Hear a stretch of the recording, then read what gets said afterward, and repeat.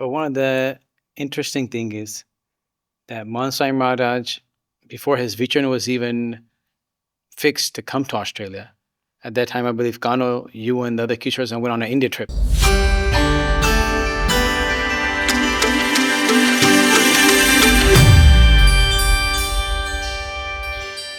Bhagwan Swaminarayan in the Vachamrut Kara section 138, he says, these divine actions and incidents should be recalled in the following manner.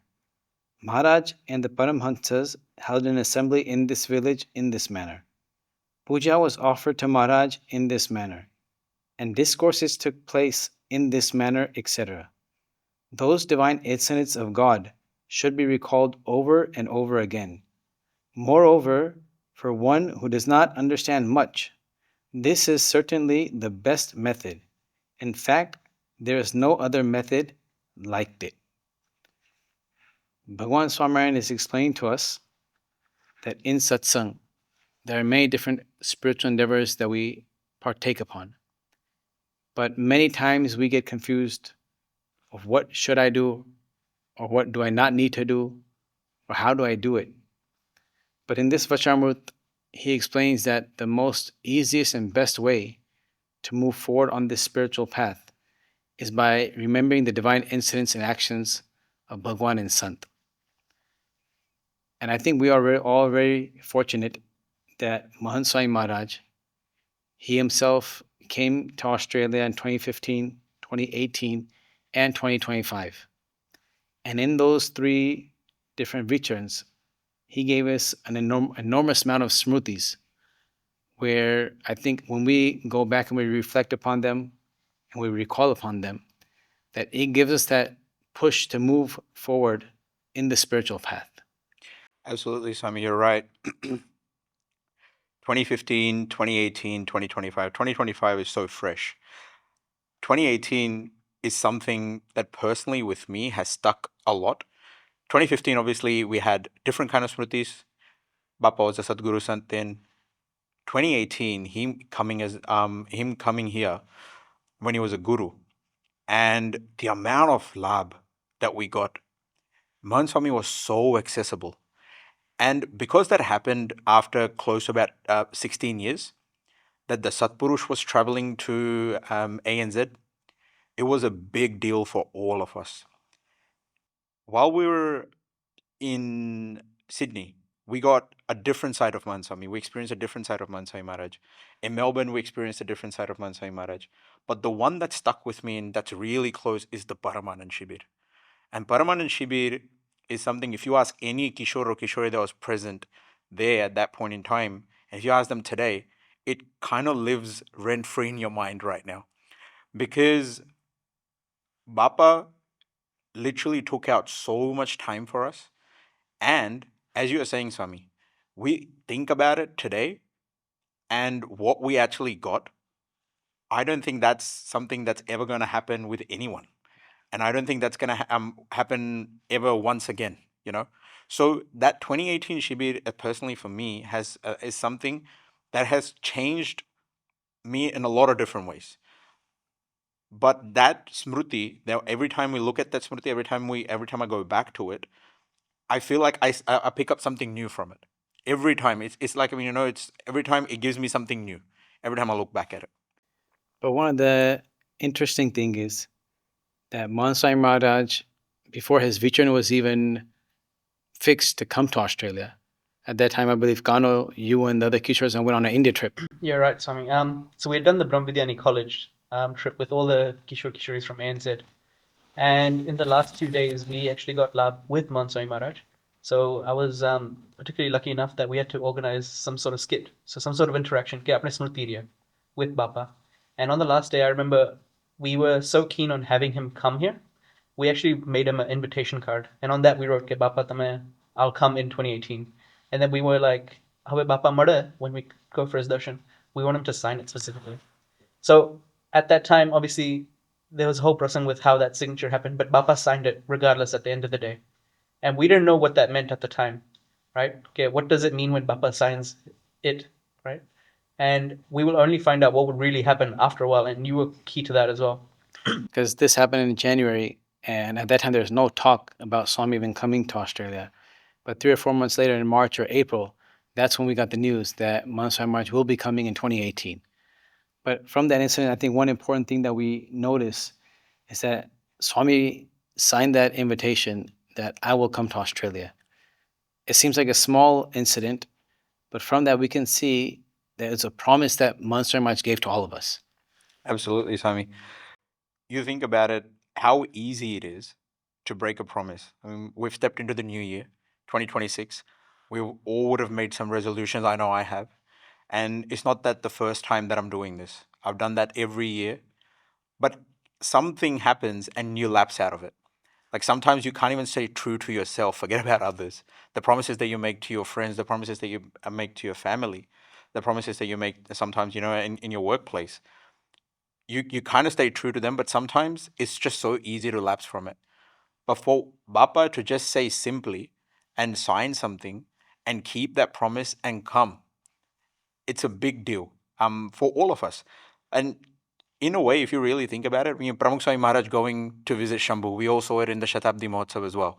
That was a promise. And Mahant Swami Maharaj making a promise to Kishores here and coming, for an entire Vicharan. It was about 56 days or something like that. Yeah, 56 days.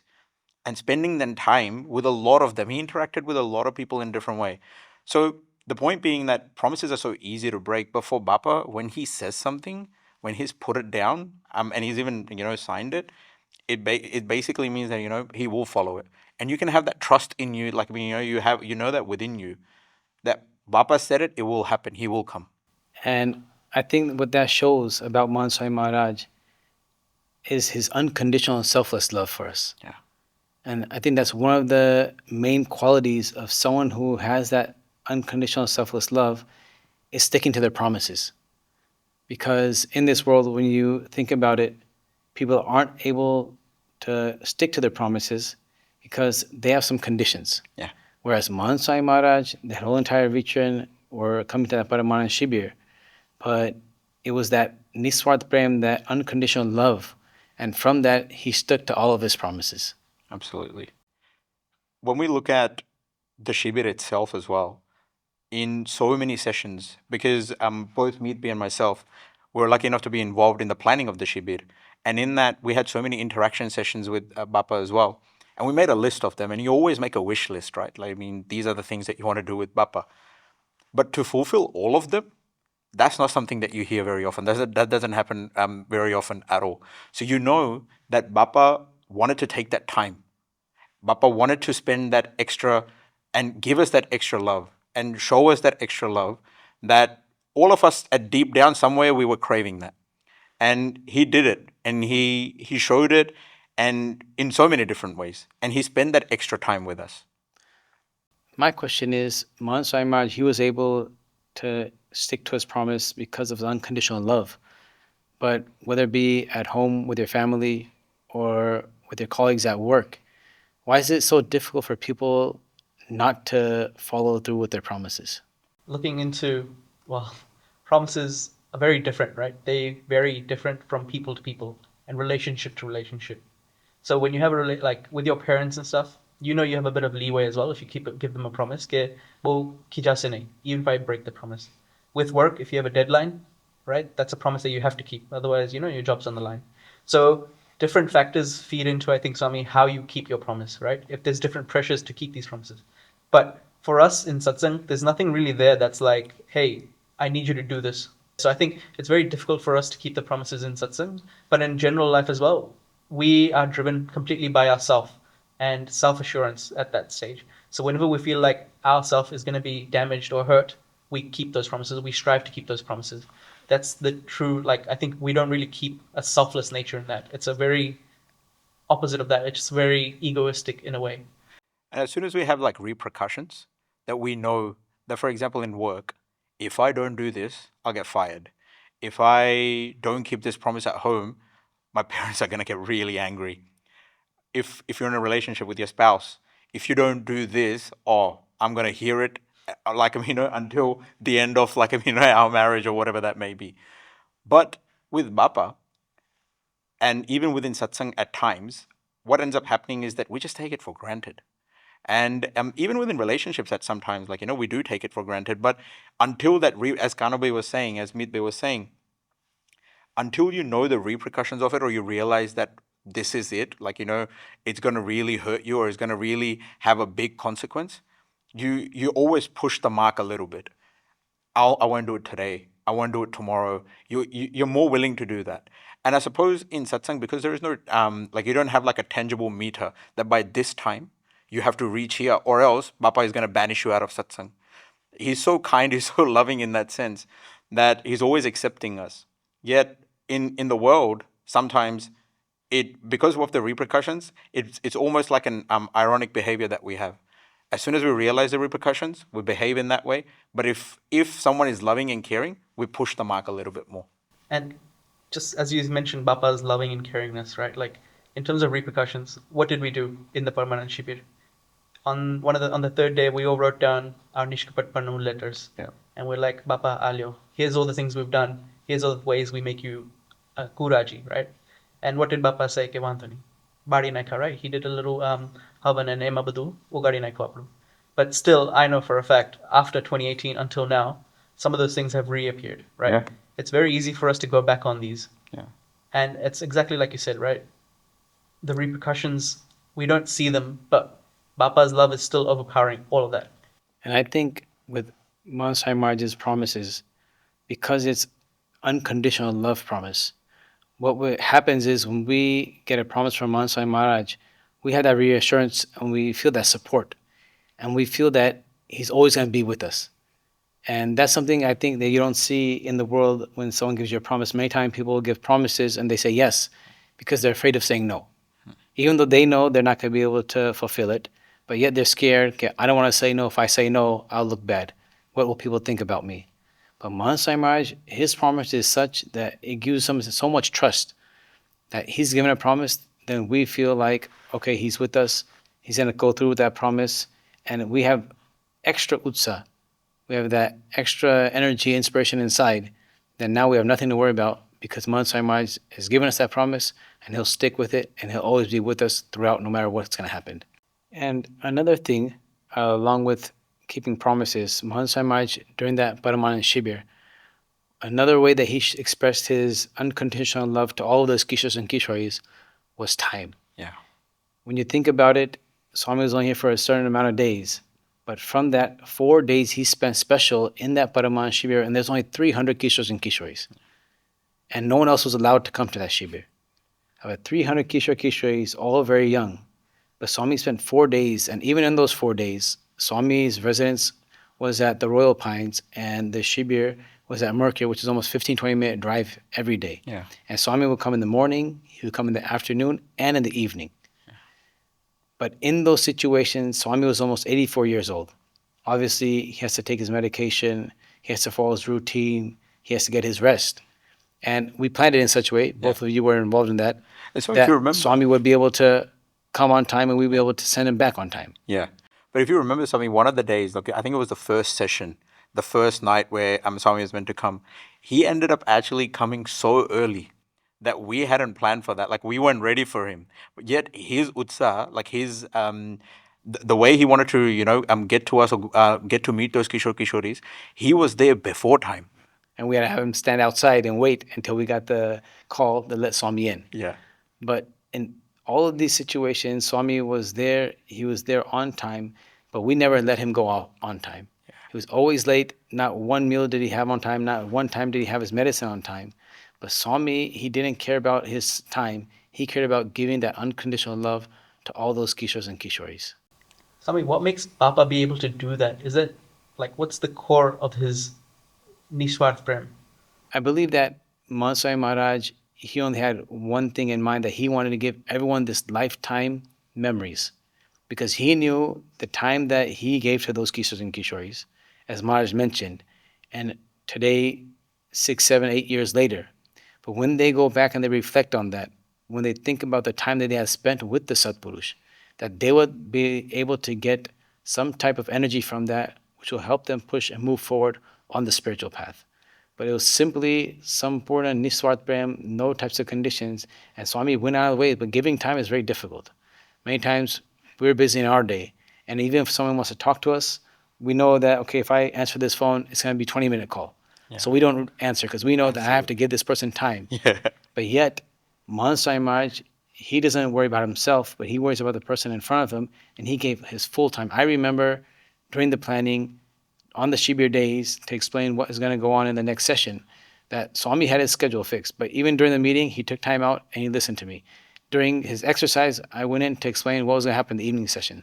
Sometimes there's no time during the day, though in the car ride, would sit in the car and explain to Swami what's going to happen in the next session. But Swami gave full time because that's the Niswart Prem he had for all of the Kishors and Kishoris. See, Swami, you mentioned something so important that, and I'm generally just feel like that every single time you have that interaction with Bapa or Bapa's giving you time, Mahant Swami Maharaj is so present in that moment. And I feel like us in this day and age, we struggle to do that a lot. That sometimes I'm sitting in mandir, or sometimes I'm sitting in like a function, but my mind is like, wandering elsewhere. Like it's so hard to remain present in that moment. Yet every interaction that you have with Mahant Swami Maharaj, or every interaction you try and recall, you'd always go back to remembering the fact that he was present, he was there in that moment, and he's listening to you. Like the rest of the world is basically on a pause, and it's just you and him. Every Kishori felt that in the Shibir. But in today's day and age, when we talk about giving time, time is something that is talked about so much. Yet, in our relationships, we struggle sometimes. The biggest fight always is like, it comes down to being you don't give enough time in home. Or even when we're in meetings at work and something like that, it's like, didn't look like, you had a lot of ideas. You felt it almost felt like you're elsewhere. What do you think, is the reason for that? I think everyone, they have desires in their mind. They have aspirations to do something good in life, whether it be career related or with their family. And when they fix that goal in their mind, they kind of forget about everything else that's happening around them. And when people become self centered and just thinking about how can I go forward, then they don't think about anyone else. They don't care about anyone else. And they're not able to give that time because they think if I give 5 minutes to someone else, that's going to take 5 minutes from my life of me moving forward. Yeah. So I think it's more of a self-centered type of thought, and they forget about everything else around them. They just think about what can I do? How can I move forward? How can I try to be successful in life? Yeah. But while trying to be successful in life, they miss the important part of giving time to their friends and family. Yeah. And I think that's the key, right? Which is ni swarth, right? So this is the complete opposite of that, right? Which is swarth, which is your expectation based out of ego, right? Because you always have something that you want to gain out of something. And you only have that if you have an ego. Okay, I want to gain something out of this. That's when you give that time, right? Okay, I want to have a relationship with this person. Why? Because maybe I can climb the ladder. I can go higher. I want to hang out with this person because of this reason, right? So I understand where you're coming from, Sami. But how do we tackle that problem of ego, right? It's such a massive thing. But in terms of Bapa's Niswat Prem, I think he completely removes himself from the difference, right? He sees us as something that's not a jeev. He sees us as something elevated, right? He sees us above that. Okay, I think you said it. Yeah, I think it was one of the blessings that Mahant Swami Maharaj gave us in one of the evenings, and then the question was asked that Papa, you love us, yet all of us can't be with you all the time and everything like that, and then Bapa was so quick to answer that, and Bapa said that Amaro ne tamaro prem is not like a boy or a girl's love, it's not like that at all. Our love is that of Atma, that it transcends all boundaries, it transcends everything, and it's something that can be experienced at any point in time you think about us. You think about me, and I'm available. But the struggle really is. Bapa is able to give us that time, even from so many busy things that he has to do. Yet, when it comes from our perspective, when I think about it, how many times do I just think about Bapa during, my day-to-day life? Yeah, puja maybe, during maybe arti once or twice. Sometimes, mind's wandering somewhere. Yet, it's so hard to remain present in everything that we're doing. So as I was saying earlier as well, and as Kanabi mentioned as well, any interaction that Bapa has with us, he makes sure that he's 100% there. And we struggle to do that. And that's why I feel like, sometimes it has an effect on our relationships as well. It has effect on the way we operate within a friend group, or the way we operate within a work setting, or any social gathering per se. Yeah, this is the base what we are talking about. Like, uh, for example, unconditional love. Unconditional love in which there is no I. Whenever a person he wants to give something, he thinks about what he's going to get. Yeah. Generally, people have a mindset. Okay, I'm going to do this because this guy is going to do this in return. And when this doesn't happen, this way the person cannot become selfless. Yeah. In similar ways, you can see as if like mom saying a child, this child is playing in dirt, clothes have become dirty. And in the end, mom sees the child in a way that she wants to clean the clothes. Not like, oh, I will not let this child play again. Yeah. Same way, when we look at Bapa, Bapa looks at us in a way that, and we feel that Bapa is scanning us and we are filled with flaws. But Bapa is not scanning the flaws, but he is looking at us in turn to heal these flaws. Yeah. And as we look at his smile, we are satisfied. And as if Bapa is telling us, don't worry, I am with you. I will be there every time whenever you remember me. Yeah. Absolutely. And I think we can see that he has no expectations. He just wants to give us that full love, but he has no expectations in return. And that's something that's unheard of. Yeah. He has no expectations for us. I get it. But in the sense of like us, that's him, right? How do we get to that level? Yeah. We want to receive his Niswath Prem. So how do we prepare ourselves to receive that? If we're in a situation where we're still having ego and stuff, I don't think we can receive that, right? We cannot understand his Niswath Prem. It becomes a barrier for us. Yeah, basically, what we think about is like Mahant Swami Maharaj and us or anyone else. Like in life, we can see in the alphabets. While writing English, I is always capital because the person feels that I should be first. Where he puts himself first, there is no love. Not it comes into this way. But if a person wants to remove the ego, he has to move on from what I can get to what I can give.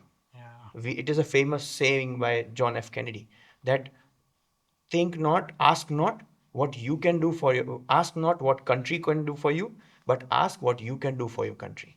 Same way, we can also think that I should not be the best in the world, but what I should do best for the world. Yeah. So, this way, a person can get rid of ego. And I think it's a slow process, I mean, for all of us.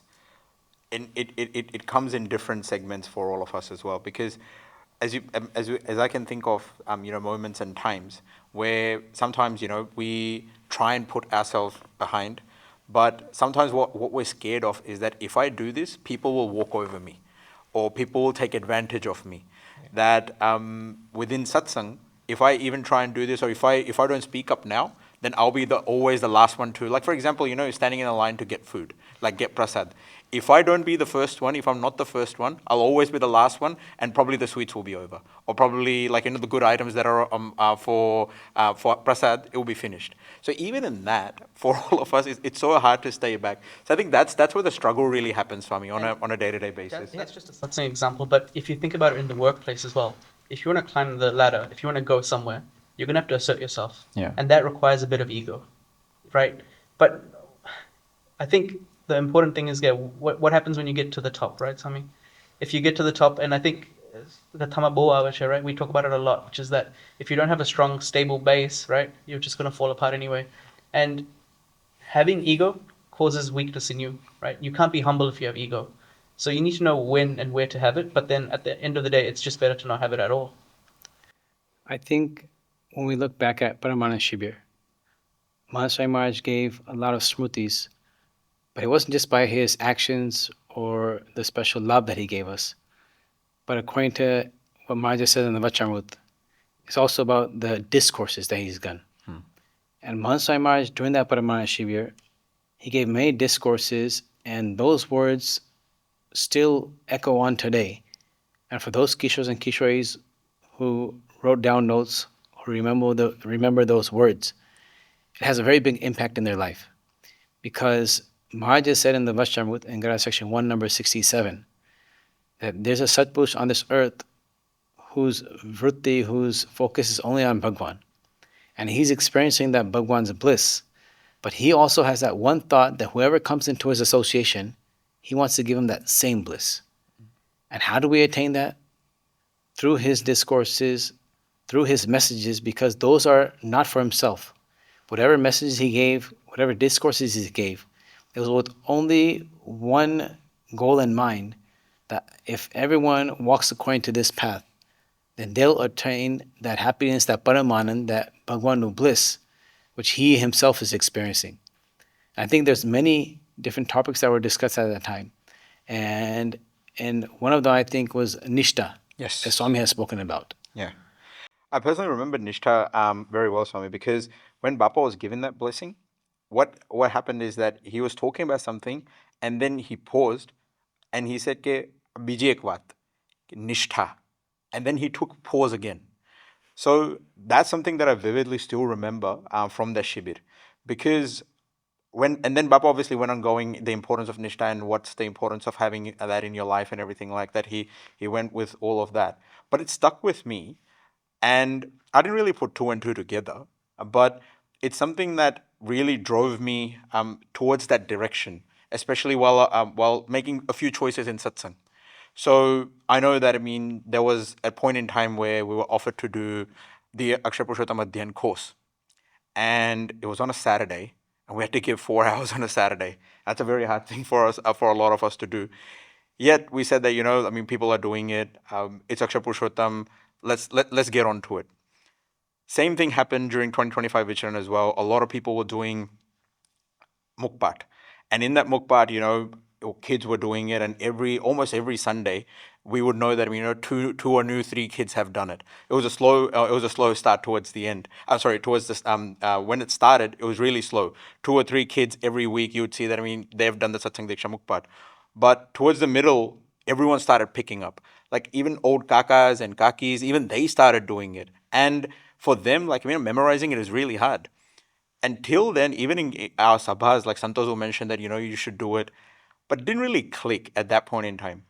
But when it came down to really doing it, and and when I think about it to today, why did I actually end up taking that decision? It goes back to the time that when Bappa talked about Nishtha, and really thinking about that, the reason why I chose to do that mukbat at that point in time was Bappa ne Nishtha bo game che, Akshar Purushottam vise. He loves it. This is the best opportunity. May as well get onto it. But until I started piecing this together, and you talked about that, these are some of the things that we want to talk about in this podcast. I didn't really put 2 and 2 together, but what it really helped is that Ashirwad, that Bappa loves Nishtha, and I need to do something about it. Hence why, I want to jump onto it.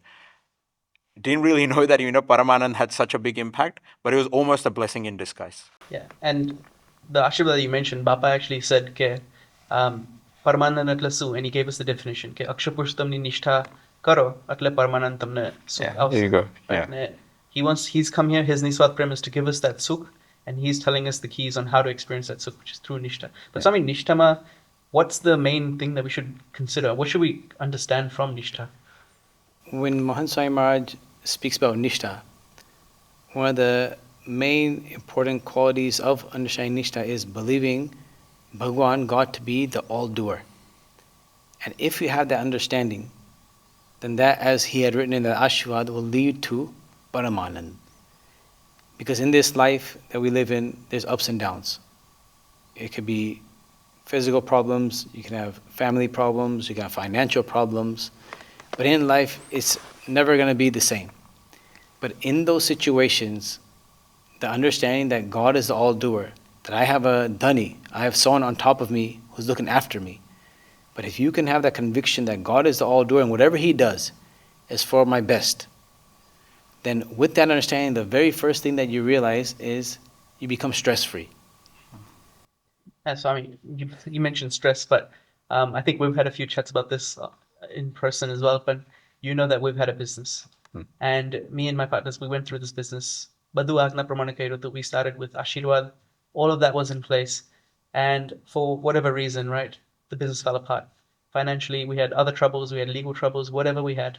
Everything happened. And I was at a state where, as you said, right, the tension builds up, right? So we'd been doing this for a few years, and it was getting to a point where it's like, okay, what's going to happen now? How serious is it going to get? And at that time, Bapa was actually going to come here, which is just in the start of 2025. So at that time, these words, I didn't realize it, but they were there in my head, right? Bapa 2018 mein kar dida tu kya vichar rakhwana, and then through satsang over time as well. These are the thoughts that my mind was defaulting to. Every time I'd sit down for puja, itlu tension atu, but then I'd read satsang diksha or something, and then something would remind me, right? Ki apde shlok che ke dhanyosni purna kamosti, nispapo nirbhaya sakhi, akshara guru yogena swami narayana ashriyat. So when I think about that, it's exactly as you said, Kapri par dhani kaun hai? So I would think that, and then instead of being depressed, instead of being down, we would start going towards a positive mindset, which is how can we solve this? What's the next solution? Without just being down in the dumps. Because at the end of the day, it's very easy to just be depressed and be like, okay, we failed. What do we do now? Yeah. And another thing along with that, which it helps you with, controlling your stress or anxiety levels. But with that understanding that God is the all doer, that also brings yourself down as well. In which sense, you can attain great success in life. You can become a manager, a director, you can become a CEO, you can start your own company, and you can go very high in life. But many times, once you reach that state of success, you end up believing that it was myself that did it, it was my hard work, it was my intelligence, it was my ideas. I'm the one that gave those creative ideas to everyone, and that's why we are where we are today. But when you have that thing that I'm the one that did it, there'll always come a time where you'll get insulted. There'll come a time when your employees don't respect you, when people don't praise you and they give credit to someone else. And when that happens, what ends up usually happening is that person all the way on top of the ladder, they fall down. And then they go into distress and depression. But Mahant Swami Maharaj is explaining to us that by having the understanding that God is all doer, then that automatically brings you down to earth and you become humble. Yeah. And you realize that I'm not the one doing it, but God is the one that gave me this buddhi. He's given me this intellect. He's given me this body. He's given me these thoughts, which I'm able to use to become successful. And if you have that understanding, you'll be able to stay humble, and no matter how high you go, you'll always stay down to earth and you'll never fall, no matter what questions or problems arise, even in that state. And straight away, this answers the question of Meet Bhai, because you asked this, that what happens to when we reach at a level. So when we reach at a height, then we have to think about, and not then, but we have to always think about Bhagavan is Karta-Harta. Then only, even at the heights, we are not going to fall. Yeah. Because we know we are at the height due to the grace of Bhagavan. It's so hard to do that in those moments sometimes, so that because when you've surrounded by so much glory, everyone's talking about you, it's almost like a moment where you start to feel that, yeah, as Nishkaran Swami says कि "हूँ पण छू कई काम न रे," that I've got something about me, I think, yeah, without me, if I wasn't there, na thai.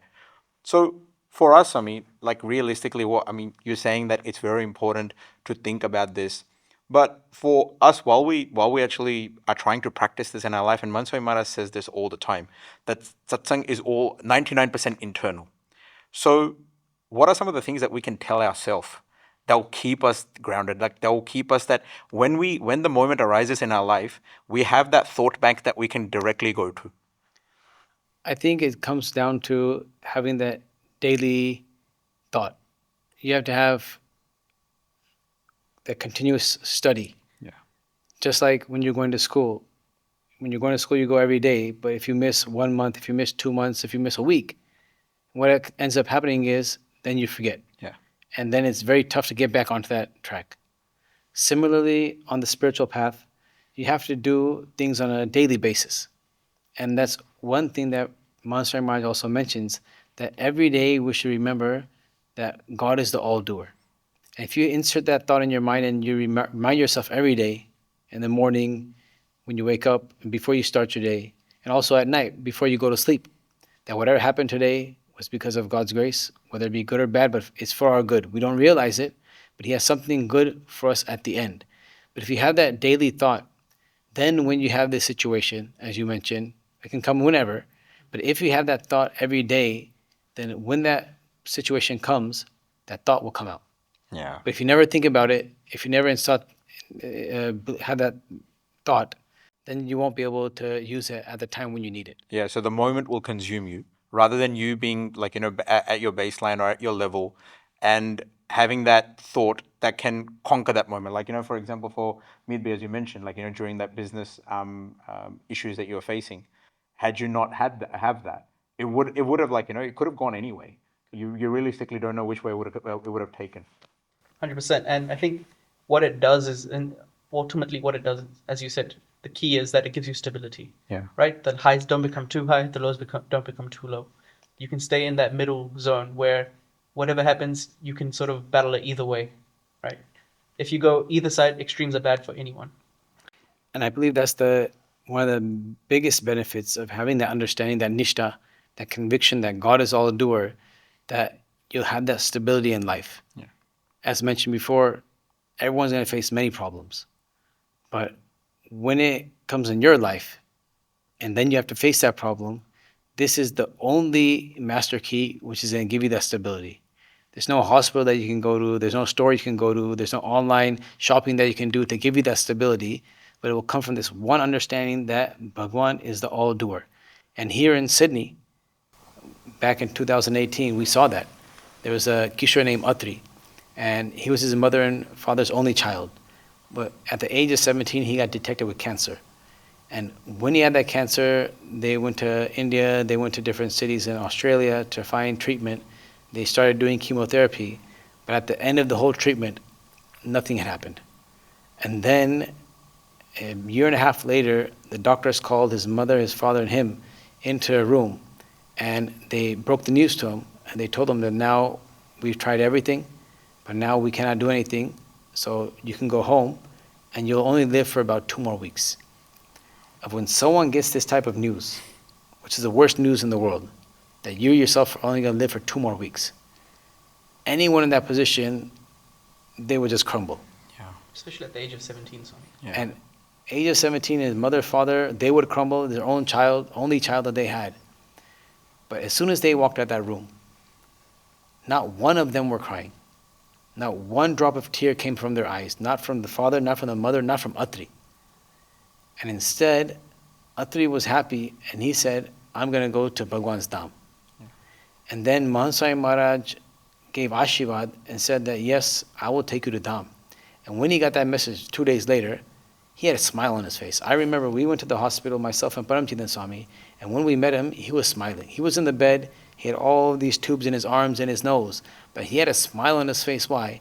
Because he said that Mahant Swami Maharaj gave me Ashirvad that he's going to take me to Akshardham. Yeah. I mean, you think about a 17-year-old, 18-year-old child who has his whole life in front of him. He had many desires. He wanted to achieve so much.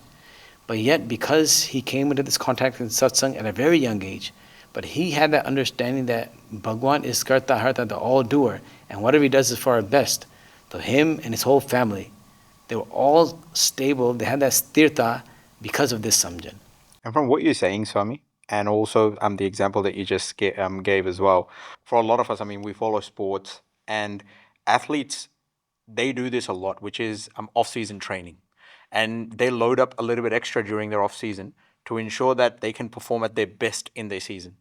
So what I'm taking out of this really is that if your off-season or off-season conditioning is strong, as you said that every day, load it up a little bit more while your life is going pleasant, but think about these vicharas a little bit more. Think about this on a regular basis, and keep on doing it.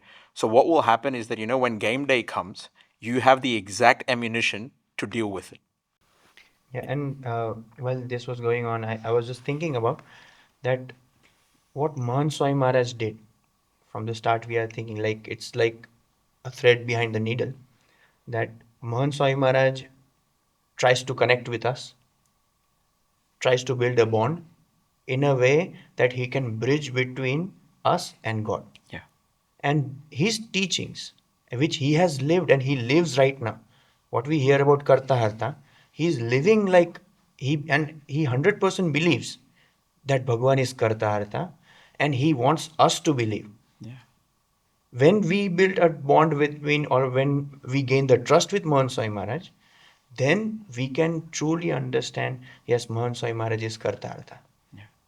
We just think, right now I'm speaking that Bhagwan is Karta-Harta, but something happens, I won't feel that. Yeah. But the how the strong bond, how the bond is strong between me and Mahant Swami Maharaj, then only I can understand how Bhagwan is Karta-Harta. Yeah. And I think that kind of leads us to what we understand Mahant Swami Maharaj to be, right? And then that is essentially kya apne, in what lens do we perceive him, right? Any sarvakarta pranamucha Bhagwan ni, how do we view that, right? And I think divinity is one way of saying it, but I think satsang term we use is Divya Bhav. So when we think about that, like that's the, I guess, the underscore between all of the conversation, which is ke tame આવી રીતના Divya Bhav, if you see Divya Bhav in him, then and only then can you perceive these sarvakarta and all these concepts. And I think it's also another thing that Swami mentioned in that Paramana Shibir. He gave many discourses in the morning and in the evening, but another one that he talked about was about Divya Bhav. There's a whole session where one of the kids came to Swami and he put that Divya Bhavna chashma glasses on his face. But even those messages at that time when they were just kids, kishores, but today we can see it in their lives that Divya Bhav, that how important it is to keep Divya Bhav in everyone. I mean, Swami, it's all well and good in theory. And when we think about it, how important it is to practice it as well. Like on a day-to-day basis for us, if you give me 5 names, I'll give you the 5, qualities that they have, and they're not good qualities. I'll say Ato Avoche, he's like that, or he's a bit loose like this. The thing is, we identify people with their negative qualities. And when you see Mahant Swami Maharaj, he's the complete flip side. As Swami mentioned earlier, he's scanning our flaws. He knows exactly all the flaws that we have. Nothing is hidden from him from that fact. Yet, he chooses to see that 1 or 2 good things that we have within us. And I feel like when we want to put it into practice, it really, once again, comes down to that you really need to tell your mind all the time, because your mind is always so gravitated towards that. Why do you think that happens, Swami? Well, first we have to understand what is Divya Bhav. Divya Bhav is seeing that each and every person is divine. But in which sense, Mahant Swami Maharaj explains to us that in our Hindu Shastras that we have this body, but we are not this body, but we have the soul inside of us, our Atma, which is our true self. So everyone is the Atma and everyone is the same. But even in that Atma resides Bhagwan. And if you have that vision that this person, okay, he has his body, he has his, for a few years, however long he stays on this earth, but inside of him, his true self is the Atma, and in there is Bhagwan. And if you can see through the body to that Bhagwan, then you'll be able to have that Divya Bhav in everyone. And with that vision that God is within everyone, that's what Mahant Swami Maharaj sees. And that's why he's able to have Divya Bhav in everyone without looking at anyone's faults. And many of us are the witness of the prasang. In 97, when Pramukh Swami Maharaj's birthday was there, thousands of people have gathered to celebrate his birthday, and everyone was doing arti of Pramukh Swami Maharaj, Bhagwan and Pramukh Swami Maharaj. But Pramukh Swami Maharaj was not given arti. During this arti, Pramukh Swami Maharaj called Puja Narayan Muni Swami to get arti, and he did arti of Bhagwan, and then he turned towards the audience, the people who have come to give to celebrate his birthday. But Pramukh Swami Maharaj did arti of each and everyone. And after that, soon he finished and he started saying, કે હું તમારા બધાની આરતી કેમ ના ઉતારું? Why should I not do Aarti of you? Because inside you there is Bhagwan Swaminarayan, Gunatitanand Swami, Bhagatji Maharaj, Shastriji Maharaj, Yogiji Maharaj. So this is the vision of Satpurush. He sees Bhagwan in each one of us. That's why, as we have started before, that he can love us selflessly. And even in the Paramahansa Shibir, I think just going back to that point that you just mentioned, Swami, ke Papa even told us directly, very directly, right? Ke English ma, Gujarati ma nahi, English ma he said ke we love you all, right? That was his final message to us, and he said it multiple times as well. I think in 2007 as well, he said ke I love you all. Pramukh Swami Maharaj said it. But his love knows no bounds like that, and that's why he sees us Divya, like you said. Um, but then, Swami, આપણે સત્સંગમાં that's all fine and good, right? So that's all well and good કે આપણે દિવ્ય ભાવ રાખીએ કે બીજા બધા સત્સંગી છે, પાઠ પાય છે, વાંધો નહીં, સત્સંગની સેવા તો કરશે. But what about outside of satsang? Why should we keep Divya Bhav outside of satsang? Or is it necessary? What ends up usually happening is we look at people from the outside, as mentioned, on the very top. And it's easy because everyone has their own habits, whether it be good or bad.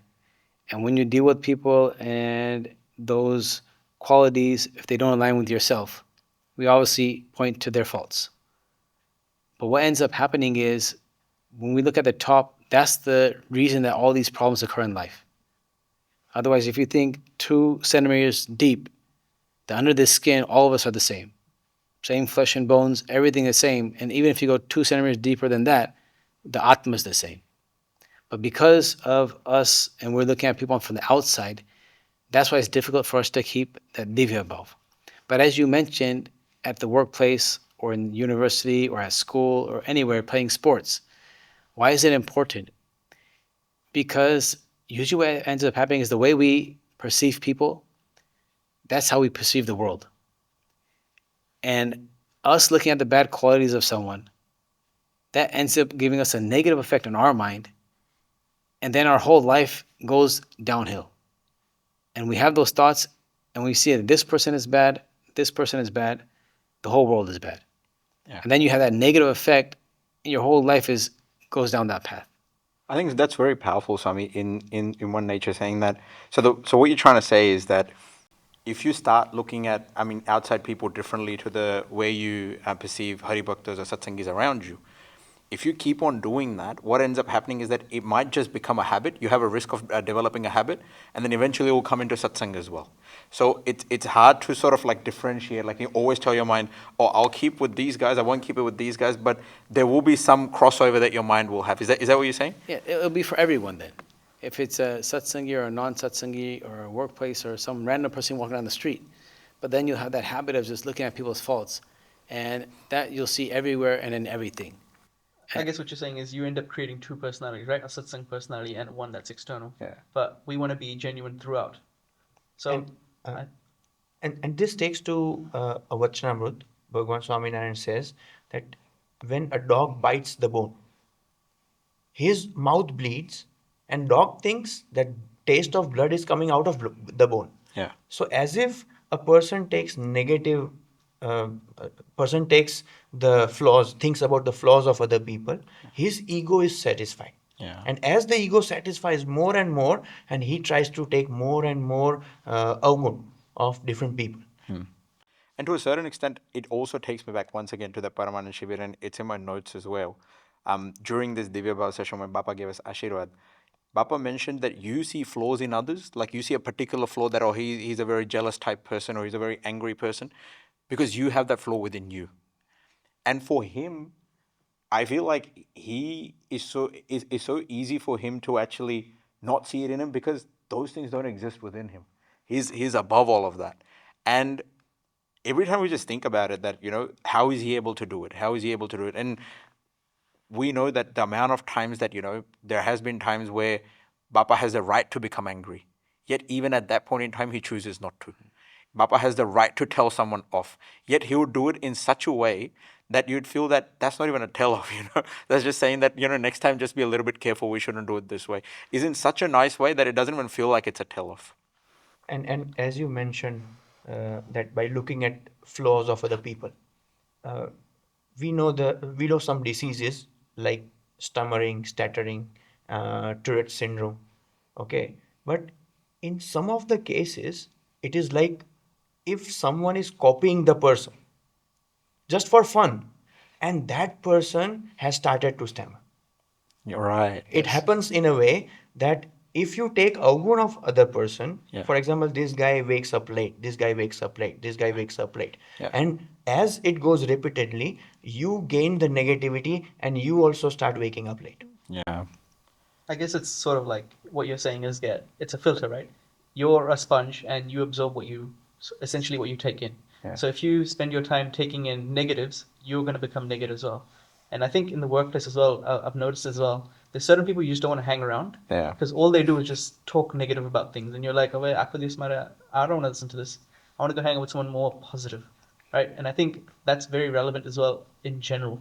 Okay, that's what Abhavagun leads to, I think, which is if you constantly taking negative, negative, negative, you yourself become negative, and then you create a negative aura. Yeah. And then you don't want people don't want to be around you. Yeah. And I used to do this a lot as I mentioned with the business, right? We were having struggles. So I was always depressed, and I was like, oh, what's going to happen? What's going to happen?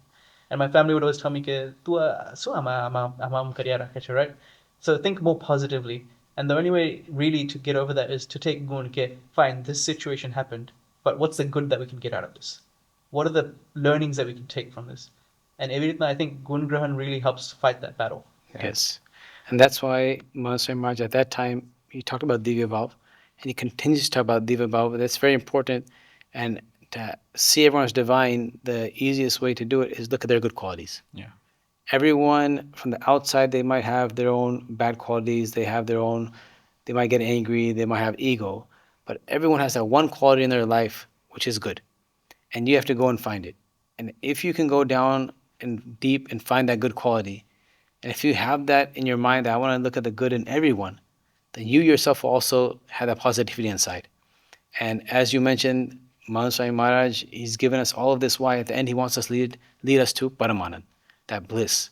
But it comes through doing that practice, looking at that Divya Bhav, looking at the good qualities of others. And if you're able to do so, then you'll experience that bliss. And for us, I mean, like, one thing that we always struggle with is that you'd be happy one day and, you'd be like depressed or sad the others. Like, even if I was to just take an audit of this week, that there'll be probably like, couple of days where I was like, over the top, like, yeah, today's a great day and everything like that. But then there will also be times where you just feel like a sloth. You just feel like a couch potato. You just want to sit there and like, oh man, no, nothing's happening and everything like that. And then see, at that point in time, it doesn't click to that realistically I need to create a mindset in which that, and you really try and understand why Mahant Swami Maharaj hones on prapti, that he talks about prapti almost every second time that he's giving Ashirvad. That why does he say that? He always tries and tell you that what you've attained versus, like, some of the things that you're going through are very minuscule. If you have that thought that, that of what you've attained, and you internalize it, you take it within and you think about it a little bit more, and you really, really think about, just this smruti. You started off with that Vachanamrita, something that you were talking about, right?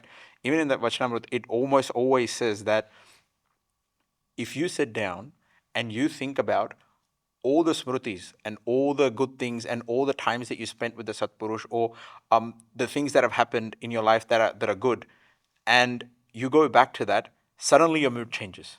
And you experience it. You personally do experience it. Suddenly your mood changes. Yet, to do it on a regular basis, and I think one of the things that I do take away from this discussion, obviously, is that consistency is important. You have to keep on doing. You can't just do it once and then it's done. And consistency is very evident through Bapa, right? We talked about these things in 2018. Yep. કે સંપની વાત કરવાની છે, નિષ્ઠાની વાત કરી આપણે, પ્રાપ્તિનો વિચાર કરવાનો, કર્તા-હર્તાનો વિચાર. His message has changed, right? It came in 2025, Bapa came here, and it was still the same themes about everything. So I think you're right, very much. Consistency is the key, and that's what he tells us to do, right? कि આપણે નિત્ય પૂજા કરીએ. We do our daily onyx, and that gives us that consistency. So these small little things build up, right? And they give us these large, yes. So these small little things build up, and they give us these large returns at the end of the day. Yes. I think that's what Paramanand was, and that 2018 Vitran, that Mahant Swami Maharaj came here, and all these divine actions, all the discourses he gave, all the interactions that we had with him. But what that ended up leading to was, as you said, in 2025, we saw that the devotees, they were living according to those values. And when Swami came here and it was his welcome assembly, Swami himself said that all of you welcome me by keeping Samp, Divya Bhav, and Nishta. And because of that, Bhagwan, Maharaj, Gunata Swami, and myself have become pleased. And Swami himself started clapping. Yeah. That's right. So from that, we can see that each action, each word, how important it is, and those are life lessons that stick with us forever. And as we mentioned in the beginning, each spiritual aspirant wants to move forward in this path. There's many different ways to take, and many times we get confused. But if you don't have any type of understanding, then Maharaj himself said the best way is through smruti. By remembering these actions, by remembering these words. And 2018, who knew? All of us were there. We were doing the planning. We took part in that shibir. But who knew that those words, how they were going to affect us and where we are today is because of those blessings. But it was a blessing in disguise. And that's why I think it's very important to do those smrutis on a regular basis. And anything and everything that we do, if we remember Mahant Swami Maharaj, if we remember Bhagwan, then all these things will follow.